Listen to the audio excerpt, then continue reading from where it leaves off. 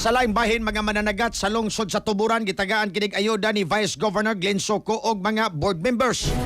Reports ni Greggy Magdadaro. Live report. Kapag-rate,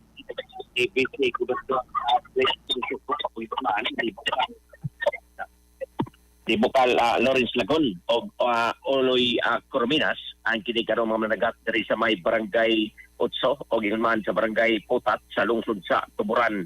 Kini ay si pusab pagpakita sa ilaha karon nga suporta ngadto ning mga managat gumikan kay matod pa mo lagi ni ang kinikarong nahitabo ning krisis dito mismo sa Middle East diin nabitahan na dyan pag-ayo ang kinikarong mga panginabuyan, partikular na sa mga managat diya mismo sa lungsod sa Tuburan.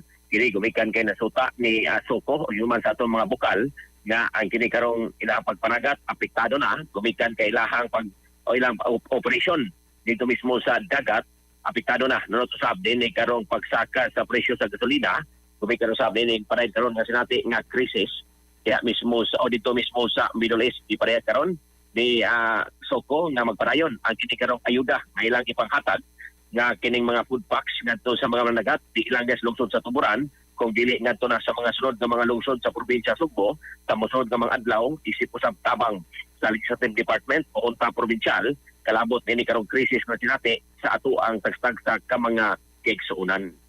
Sa ato mga katropa diha nga nakalubog nagkarap ang pananaw inom karon ay og Visionex Plus of gel capsule tumikan kay kini kompleto sa mga phytonutrients nga moprotektar sa itong mga mata aduna kini lutein, beta-carotene, vitamin A o zeaxanthin. Alang sa Pilipino para sa Pilipinas, silang katropa Greggy Magdadaro, XFM News. XFM report.